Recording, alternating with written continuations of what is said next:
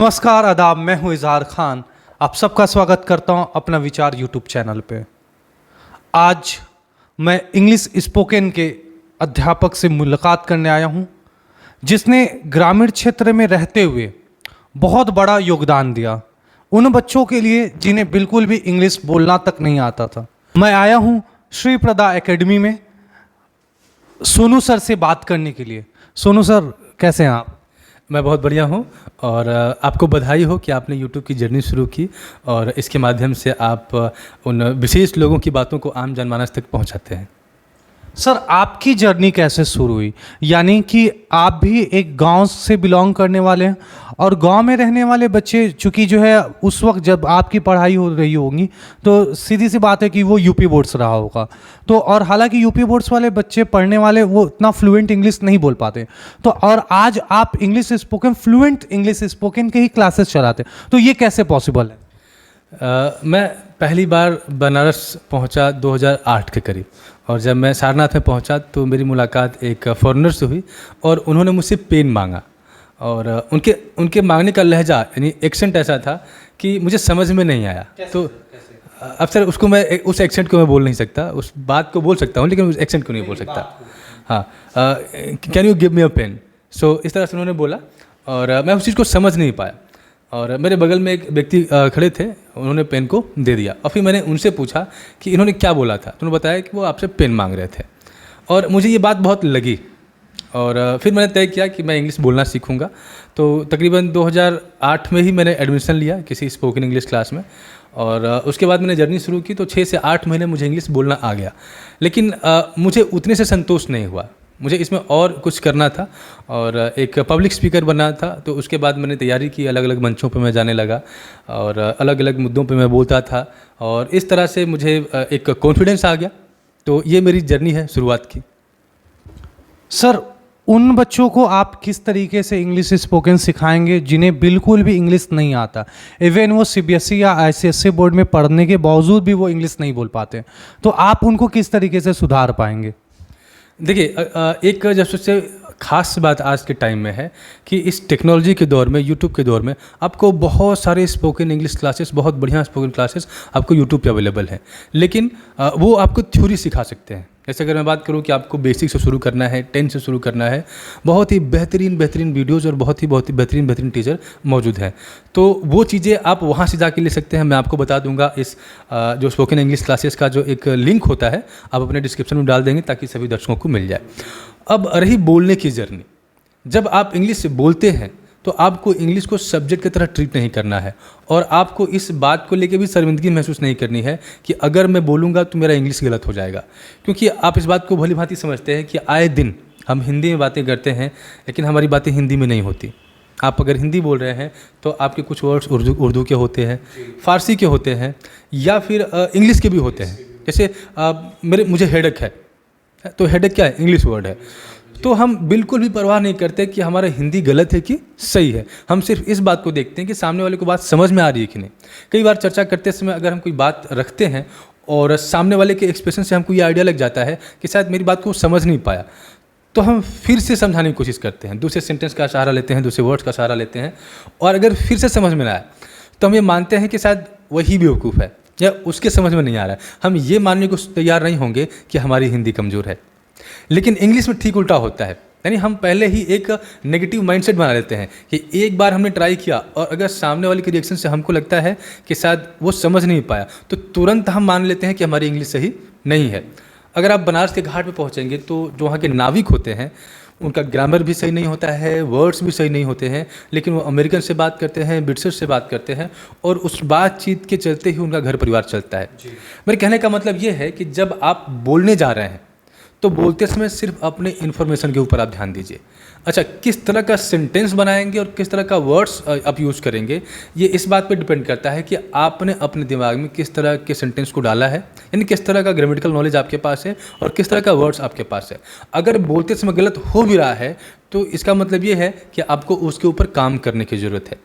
आप काम करते जाएंगे, अपने दिमाग में सेंटेंस डालते जाएंगे, नए नए वर्ड्स डालते जाएंगे और अपने आप आपके कम्युनिकेशन में वो चीज़ें यूज होती चली जाएंगी। अगर आप ये सोचते हैं कि मैं ग्रामर सीख लूँगा या बहुत सारे वर्ड्स सीख लूँगा और फिर मैं बेहतर इंग्लिश बोल पाऊँगा, तो तो इसके लिए मैं आपको एक एग्जांपल देना चाहूँगा, जिस एग्जांपल से आप रिलेट भी कर सकते हैं कि हमारे ग्रामीण अंचल में बहुत सारे ऐसे लोग होते हैं जिनका इंग्लिश से ग्रेजुएशन है, इंग्लिश से पोस्ट ग्रेजुएशन है, यानी उनको इंग्लिश की कोई समस्या नहीं है, लेकिन फिर भी जब इंग्लिश बोलने की बात आती है तो ये ओपनली बोलते हैं कि उनका दिमाग ब्लैंक हो जाता है, यानी ना वो सेंटेंस बना पाते हैं, ना ही वर्ड्स उनके दिमाग में आते हैं। इसका मतलब कि आपको सही प्रोसेस को फॉलो करना है, और सही प्रोसेस क्या है कि आप जब भी इंग्लिश बोल रहे हैं, सेंटेंस गलत हो चलेगा, वर्ड्स गलत हो चलेगा, लेकिन आप सारा का सारा ध्यान अब अपने इन्फॉर्मेशन पे दीजिए।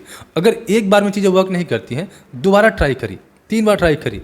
तो इस तरीके से अगर आप आगे बढ़ते हैं तो आई होप कि पहला बैरियर तो आप तोड़ देंगे। और पहला बैरियर क्या होता है? हमारा हेजिटेशन, गलत हो जाएगा ये डर। और अगर इस डर से हम बाहर निकल जाते हैं तो फिर चीज़ें हमारे लिए बहुत आसान हो जाती हैं। Sir, Hindi is the first language of our country India. उसके बावजूद भी किसी भी इंटरव्यू में इंग्लिश को पहला प्रेफरेंस क्यों दिया जाता है? हमारी मातृभाषा हिंदी है, तो क्यों नहीं हम अपनी मातृभाषा पे ज़्यादा प्रेफरेंस दें इंग्लिश के सिवाय, इंग्लिश की जगह पे? इसके बारे में क्या कहेंगे आप? जी बिल्कुल, देखिए आज के टाइम में ग्लोबलाइजेशन बढ़ रहा है। ग्लोबलाइजेशन का मतलब है कि पूरी दुनिया के जो देश हैं उनका इंटरकनेक्शन, आपस में जुड़ाव बहुत बढ़ रहा है। और यही कारण है कि अगर आप एंटरटेनमेंट में जाते हैं तो आप हमारे देश की जो ऑडियंस है वो इंग्लिश वेब सीरीज़ को प्रेफर कर रही है, हॉलीवुड की मूवीज़ देख रही है। अगर आप परिधान की बात करें, कपड़े पहनने की बात करें, तो हम वो कपड़ा पहनना चाहते हैं जो अमेरिका में या ब्रिटेन में जो फेमस है। यानी ये इंटरकनेक्शन के चलते आज एक टर्म बोला जाता है ग्लोबल विलेज, यानी पूरी दुनिया एक गांव की तरह हो गई है, यानी हम एक दूसरे से बहुत बढ़िया तरीके से जुड़े हुए हैं। अब आज टेक्नोलॉजिकल दौर में अगर आप मार्केटिंग के ऊपर जाते हैं तो जो बढ़िया से बढ़िया किताब है पूरी दुनिया में कहीं भी लिखी गई है, आप उसको पढ़ना चाहेंगे।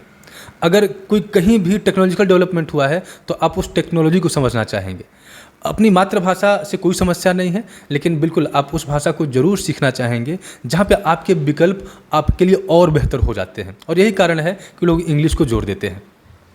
सर, इंग्लिश जो लैंग्वेज है और इंग्लिश स्पोकन है, यानी इंग्लिश सब्जेक्ट और इंग्लिश स्पोकन, इसमें क्या फ़र्क है? और जो टीचर इंग्लिश सब्जेक्ट पढ़ाता है तो क्या वो इंग्लिश स्पोकन को सबसे बेहतर तरीके से पढ़ा सकता है? देखिए, मैं अगर इसको इस तरह से डिफ़ाइन करूं तो मुझे नहीं लगता है कि अगर इंग्लिश एज ए सब्जेक्ट और इंग्लिश एज अ लैंग्वेज हम देखें, दोनों में बहुत अंतर होता है। और अंतर ये है कि जो सब्जेक्ट है वो आपके ग्रामेटिकल एस्पेक्ट को देखेगा, आप कितना बढ़िया तरीके से वर्ड्स को यूज़ कर सकते हैं, इस एस्पेक्ट को देखेगा। और यही कारण होता है कि जब आप लिटरेचर पढ़ेंगे तो कई बार बहुत सारा पेज पढ़ने के बाद भी आपको उसका मीनिंग क्लियर नहीं होता है, क्योंकि जो लिटरेचर होता है उसमें कुछ न कुछ एक फ़िलोसॉफिकल एस्पेक्ट भी होता है और उसको समझना समझाना बहुत मुश्किल होता है। लेकिन अगर आम बोलचाल की भाषा हम देखें तो ये बहुत सिंपल होता है। यहाँ पे अगर आप ग्रामेटिकली कई बार इनकरेक्ट भी होते हैं तो भी सामने वाला अगर आपकी बात समझ रहा है तो आपका काम चल जाएगा। मैंने जैसे बच्चों के अंदर एक डर रहता है कि अगर हमारी ग्रामेटिकल मिस्टेक हो रहा है तो इसका मतलब अगर हमें ग्रामर नहीं आता तो हम इंग्लिश स्पोकन नहीं कर पाएंगे, बेसिकली यही होता है। तो क्या ऐसे मिसकंसेप्शन है, तो क्या ये जो ग्रामर का कंपलसरी ये कंफर्म है, यानी उनकी कंपलसरी होने ज़रूरी है, ग्रामर उन्हें आना ही चाहिए इंग्लिश स्पोकन के लिए? देखिए ग्रामर के बारे में एक मिसकंसेप्शन है जो मैं क्लैरिफाई करना चाहूँगा। ग्रामर एक है पर इसके यूज़ अलग अलग होते हैं। जैसे कि अगर कोई व्यक्ति कंपटीशन एग्ज़ाम की तैयारी कर रहा है तो ग्रामर के उस पक्ष को वो पकड़ेगा जिससे वो एरर को फाइंड आउट कर ले। जो बच्चा क्लास में पढ़ रहा है उसको एरर से कोई मतलब नहीं है, वो ग्रामर के डेफिनेशन को रटना चाहेगा क्योंकि डेफिनेशन इंपॉर्टेंट है उसके लिए। अब जो इंग्लिश बोलता है उसको एरर से भी मतलब नहीं है, उसको डेफिनेशन से भी मतलब नहीं है। वो ग्रामर का प्रैक्टिकल यूज कैसे कर सकता है वो इस बात के ऊपर जोर देता है। मैं अपने क्लासेस में ग्रामर पढ़ाता हूँ लेकिन कभी भी एक लाइन डेफिनेशन नहीं लिखवाता, मैं सीधे ग्रामर के प्रैक्टिकल यूज पे चलता हूँ। यानी अगर मान लीजिए हम टेंस के ऊपर बात कर रहे हैं तो टेंस में मैं एक लाइन नहीं लिखवाता, सीधे उनको प्रैक्टिस के ऊपर लेके चलता हूँ और धीरे धीरे करके एक दिन एक टेंस की प्रैक्टिस कराई, दूसरे टेंस की प्रैक्टिस कराई और ऐसे एक हफ्ते के अंदर पूरा टेंस उनको जुबानी आता है क्योंकि हम पेपर और पेन का इस्तेमाल ही नहीं करते। तो इसी तरह से जितने भी ग्रामेटिकल कॉन्सेप्ट हैं हम कोशिश करते हैं कि उनके प्रैक्टिकल एस्पेक्ट को टच करें और बिना पेपर और पेन के सहायता के सीधे सीधे वो उसका यूज़ करना सीख जाएँ। और बाद में क्या होता है कि ग्रामर आता है लेकिन वो उसको डिफाइन नहीं कर सकते, लेकिन अगर उसी ग्रामर का इस्तेमाल करके कोई सिचुएशन अगर एक्सप्लेन करना है वो आराम से एक्सप्लेन कर सकते हैं। मतलब आप उन इंग्लिश के टीचर से ये कहना चाहते हैं कि भैया आप ग्रामर रटवाने से बेहतर है, डिफिनेशन रटवाने से बेहतर है कि आप उनको ग्रामर की प्रैक्टिस करवाइए, क्योंकि बच्चा अगर प्रैक्टिस करेगा तो वो जो है ग्रामर बेहतर तरीके से सीख पाएगा और वही ग्रामर फिर इंग्लिश स्पोकन के लिए यानी अंग्रेजी बोलने के लिए उसके लिए आसान हो जाएगा। तो सर आप ऐसा उन बच्चों के लिए 5 ट्रिक बताइए जिससे वो इंग्लिश फ्लुएंट बोल पाए, यानी कि अंग्रेजी बेहतरीन तरीके से बोल पाए, उसकी कोई 5 टिप्स। जी, सबसे पहला चीज़ ये है कि एक इंग्लिश वर्ड है जर्नल। मैं बोल रहा हूँ जर्नल, जैसे जर्नलिस्ट होते हैं। तो इसमें क्या करते हैं हम लोग कि अपने डे टू डे एक्टिविटी को रिकॉर्ड करते हैं। आपके अकाउंटिंग के टर्म में जर्नल जो तैयार होता है उसमें हम सारा ट्रांजैक्शन रिकॉर्ड करते हैं। तो अगर आपको जर्नल करना है तो क्या करना है कि एक पेज ले लेना है और आपके दिन में आपने जो भी एक्टिविटी की है या जो भी थॉट आपके दिमाग में आया है, आपको लग रहा है कि आप उसको पेपर पर लिख सकते हैं, उसको इंग्लिश में लिखने की कोशिश करिए। पूरी की पूरी चीज़ें आप इंग्लिश में लिखने की कोशिश करिए। मे बी कि आपका ग्रामर गलत है, हो सकता है कि आपके वर्ड्स भी सही ना हो। अगर आपके ग्रामर आपको जानकारी नहीं है, गूगल ट्रांसलेटर का आप हेल्प ले सकते हैं। कुछ बातें आप आसानी से ट्रांसलेट कर सकते हैं और जहाँ पे आपको मुश्किल आ रही है ट्रांसलेटर खोलिए, वहाँ पे हिंदी सेंटेंस आप डाल दीजिए और उसका इंग्लिश आपको मिल जाएगा। यानी अब आपको पता है कि उस पर्टिकुलर बात को कैसे कहना है, अब आप उसको अपने पेज में लिख लीजिए। कुछ वर्ड्स आपको प्रॉब्लम आ रही है तो उसी तरह से आप वहाँ से वर्ड्स भी दे सकते हैं। यानी अपने एक्टिविटी को आप पेपर पे लिख रहे हैं और ये एक्टिविटी आपको डेली करनी है, क्योंकि जब डेली आप करना शुरू करेंगे तो जनरल में कर क्या रहे हैं, आप डे टू डे लाइफ में होने वाली घटनाओं को एक्सप्लेन कर रहे हैं। जब हम बात करते हैं तो वही चीज़ तो करते हैं, लेकिन लिखने का फ़ायदा क्या है, जब आप बोलते हैं तो आपका दिमाग बहुत तेज़ काम करता है, आप सेंटेंस बना नहीं पाएंगे, आप वर्ड्स को यूज़ नहीं कर पाएंगे। लेकिन जब आप लिखते हैं तो आपका प्रोसेस थोड़ा स्लो होता है, यानी दिमाग को समझने की एक टाइम मिल जाता है और इस तरह से आपके दिमाग में जो सेंटेंस है वो बनना शुरू हो जाता है। और फिर सेकेंड स्टेप ये है कि ये जो जर्नल आप पेपर पे कर रहे हैं, आप लिख रहे हैं, उसको आप रिकॉर्ड करिए डेली। कैमरा ऑन करिए, आप अपने कंफर्ट के हिसाब से ऑडियो रिकॉर्डिंग कर सकते हैं, वीडियो रिकॉर्डिंग कर सकते हैं। और मैं ये नहीं कह रहा हूँ कि आपको पेज पढ़ना है, बिल्कुल नहीं। आप पेज को कहीं और रख दीजिए और जो भी चीज़ें आपको याद आ रही हैं, गलत ही सही, गलत ही सही, सही वर्ड्स नहीं भी मिल रहा है तो भी उसको जर्नलाइज करिए, यानी डेली उसको एक्सप्लेन करिए। आप पाएंगे कि पहले दिन आप बहुत अनकंफर्टेबल हैं, धीरे धीरे आपका कंफर्ट लेवल बढ़ता जाएगा। और मैंने जैसा कि पहले ही बताया था कि आप कौन सा सेंटेंस यूज़ करते हैं बोलने के लिए, वही सेंटेंस जो आपने दिमाग में रखा हुआ है, जो आपने लिखा है गूगल के माध्यम से या कहीं आपने ग्रामर वगैरह पढ़ा है, तो दिमाग में आपकी जानकारी है। 2 दिन गलत होगा, हेजिटेशन के चलते 2 दिन 3 दिन गलती होगी, लेकिन जैसे ही आपका हेजिटेशन खत्म होगा वो सही चीज़ जो आपके दिमाग में है वो बाहर आना शुरू हो जाएगी। तो दूसरा स्टेप यह है कि आप रिकॉर्ड कर सकते हैं।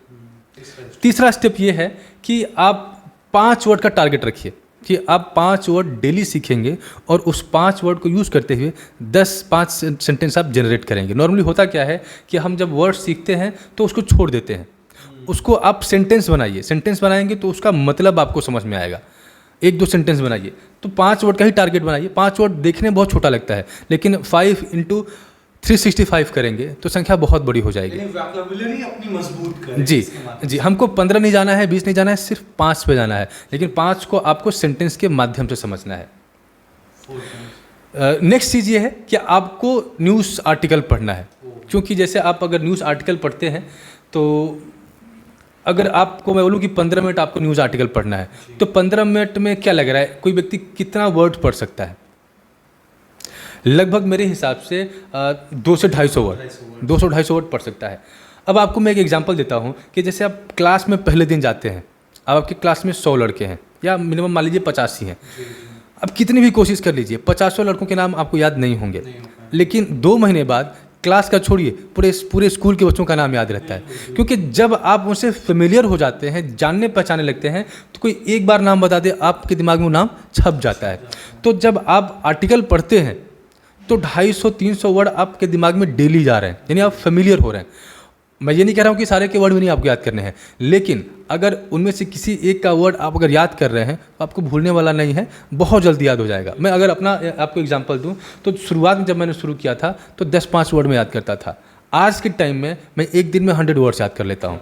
और कारण क्या, मैं इसलिए मैं बैठ के रट्टा नहीं मारता, मैं अपना जो भी पढ़ता हूँ उसका मीनिंग सर्च करता हूँ, मोबाइल में स्क्रीनशॉट ले लेता हूँ और जब भी मुझे टाइम मिलता है उसको स्क्रॉल कर लेता हूँ और मुझे वर्ड्स याद हो जाते हैं। और कई बार तो ऐसा लगता है कि जिस वर्ड का मतलब मुझे नहीं आ रहा है उसका भी मीनिंग मैं निकाल लेता हूँ। तो अगर आप पेपर पढ़ रहे हैं तो आपकी फेमिलियरिटी वर्ड्स के साथ बढ़ती जाएगी, और आपने अगर कोई वर्ड मीनिंग याद भी किया है तो पढ़ने के दौरान वो वर्ड बार बार आपके सामने आएगा, और इस तरह से आप उस वर्ड को लंबे टाइम तक रिटेन कर पाएंगे। तो हो गया पढ़ना। नेक्स्ट चीज़ मैं ये बोलना चाहूँगा, अभी कल ही की घटना है कि एक टीचर थे, उन्होंने बोला कि सर कैसे अपने इंग्लिश की फ्लुएंसी को इम्प्रूव करें। तो मैंने सिंपल सा बोल दिया कि रोज़ बोलिए, रोज़ बात करिए। तो बोला कि सर रोज़ तो बात कर सकते हैं, लेकिन किसके ऊपर बात करेंगे, क्या बात करेंगे। तो मैंने उनको बोला कि आप इंटरनेट के माध्यम से 30 टॉपिक सर्च कर लीजिए, या अपने दोस्तों की मदद लीजिए, अपना दिमाग लगाइए, और एक पेज पे आप 30 टॉपिक्स लिख लीजिए। 30 टॉपिक आपका तैयार हो गया। उसके बाद आप 30 टॉपिक को चिट तैयार कर लीजिए, यानी 30 चिट आप बना लीजिए। आप एक बाउल में रख दीजिए, कहीं एक प्लेस पे रख दीजिए। अब आपको पता है कि हमको 5 मिनट डेली बोलना है, ठीक है। अब टेंशन इस बात की नहीं रहेगी आपको कि मेरे पास टॉपिक ही नहीं है। अब कोई एक चिट उठाइए, उसके ऊपर 5 मिनट बोलिए, उस चिट को कहीं और रख दीजिए। नेक्स्ट डे फिर आइए, फिर कोई चिट उठाइए और 5 मिनट उसके ऊपर बोल दीजिए। यानी आपका टेंशन खत्म कि आपको किस टॉपिक के ऊपर बोलना है, आपने सारे टॉपिक पहले लिखे हुए हैं। और इस तरह से आप 30 दिन तक लगातार अपने आप को एक चैलेंज देते जाएंगे।